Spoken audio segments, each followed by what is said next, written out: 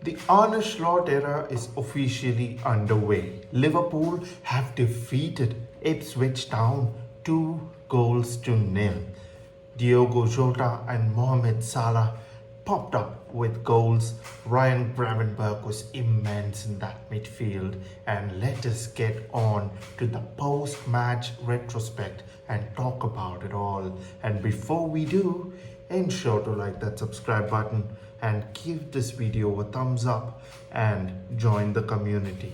I'm your host Rana Aditya. Let's get on with the video. Let us begin with the squad selection for today. I thought we selected the strongest squad possible. We had Jarell Kwanzaa and Virgil van Dijk playing as the two centre backs. We had Alisson Becker playing as the goalkeeper, Andy Robertson, Trent Alexander-Arnold, a solid back line, and we had Ryan Gravenberch in that sitting number 6 role. Deep line playmaker. We know that he likes to get forward passing and he's very attack minded, right? And then we had Alexi McAllister sit next to him on a double pivot, and we had Dominic Szoboszlai play as the number 10 with Salah on the right and Luis Diaz on the left, Diogo Jota on the top, right? It was a funny little game. It was a game of two halves really, because they were defending man to man against us and they matched our energy in the first half. And of course, they are a newly promoted team. We are going to be expecting some sort of a backlash because they haven't been in the Premier League for the past 22 years. This is their very first season in the Premier League after 2002-2003 season, and the fans were up for it. The stadium was roaring. It was a beautiful sight to behold.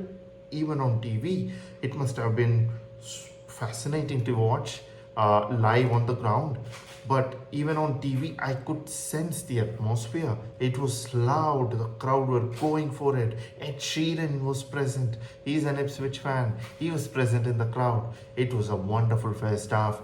Ipswich Town created, or at least went toe to toe with Liverpool, which is great because our squad has the star quality, and except for maybe Liam Delap or Omari Hutchinson, who are great youngsters, high potential, but apart from that, they do not have any players that are even close to the Liverpool bench even.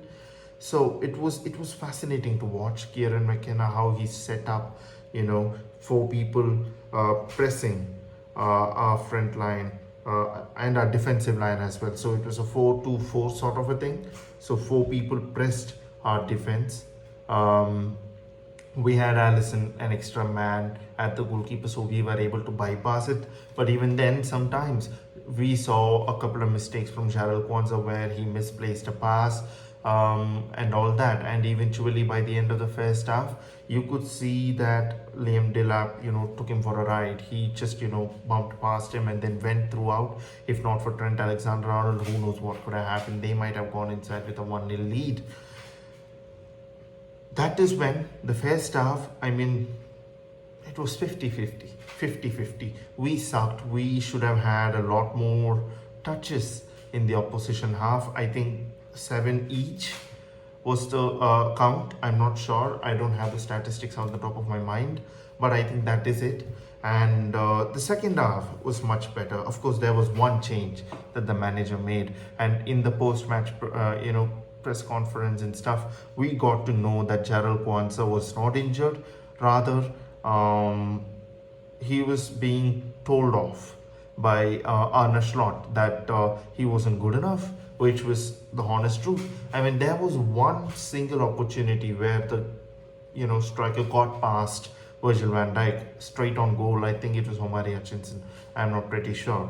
But then Jarell Kwanzaa came with a sliding tackle, and that is the only thing that I can remember him doing during that entire half. So I'm not surprised that Slot had told him off. And to an extent, if you think about it, he's setting the standards. That is what we need. That is exactly what we need. We need the manager not to play favoritism here, but just to say things the way he sees. And I applaud him for doing that. And if he thinks that taking Jarrell Kwanzaa was the right decision, right call, it proved to be so, because Konate came on, he didn't put a foot wrong. He was brilliant. He was bumping forward, staying back, defending, all those things. Virgil van Dijk was able to progress even more further into the box for the headers. He could come in late because Konate was there. And Szoboszlai as well, just, covering ground, pressing well, defending well, all that kind of stuff. Second half, we went for everything. We went for literally everything. The first duel, second balls, and we covered the space really well. We pressed them pretty high up the pitch. Everything was just Liverpool about it. Everything was Liverpool about it, and that is when I had to really applaud the manager, because it was a fantastic second half. And I thought we deserved to win. Almost 41 touches in the opposition half, just in the second half alone.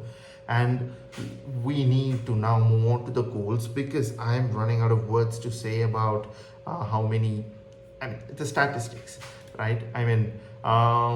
Okay. Before we proceed to the goals, maybe let me just give you this insight on a single player. In the video before this, right, what to expect from Liverpool, I had mentioned this one thing to you. Ryan Gravenberch will be insanely good. Insanely good. That is exactly what has happened. Ryan Gravenberch was immense today, especially in that second half. He was unplayable. He was winning the ball back high up the field. He was distributing, forward passing, moving with the ball. He's very good at his feet. He turns, he just runs with it. He, tackles everything. This newfound role, I think he could come good in this one. It's just a small sample size still, but whatever I've seen of him so far, it's brilliant. It's just brilliant. So long may it continue, right? And yeah, even for the first goal, Ryan Gravenberch, just skips past a man, passes it to Mo Salah, who then dips it back to Trent. Tips it back to Trent. Then Trent plays a wonderful pass to Mo Salah, who just runs with it, passes it to Diogo Jota. Jota finishes. Amazing goal. The weighted pass from Trent Alexander-Arnold into the space was beautiful to watch. Even when you are seeing it on the screen, you could just see the path that the ball took, and it was so beautiful to see. Such an exquisite, talented, generational right back that we have at our club. Sign that contract, by the way, quick, before Real Madrid get a sniff at him. Just get him to sign that contract, man. He's too good. He's just too good. And this was immense. Salah, pass, Jota scored. Brilliant. And before that goal, Jota missed a header. Every single day of the week, he bangs that in. I don't know how he missed that, but he came up with it very quickly, man. He just finished it off right on the money on the second chance. And then after that, Virgil van Dijk, long ball onto Salah, passed it to Szoboszlai, passed it back to Salah. It took a deflection, of course, but then Salah was right there at the right time, the right place to just, finish it off. And Salah magic continues, man, on opening day. He has now scored 9 goals on the opening day, which is a Premier League record. I don't even know the amount of records he's created. I saw one the other day where he had created a bunch of records, right? And there we go, add another one to it. He is the greatest player, greatest winger to play in the Premier League. Yeah, he is the greatest, bar none. He is absolutely insane, man. 350 games, 300 goal contributions, some 200 plus goals and 88 assists or something like that. Absolutely crazy. And thank God we have him at our club, because can you imagine Salah at City?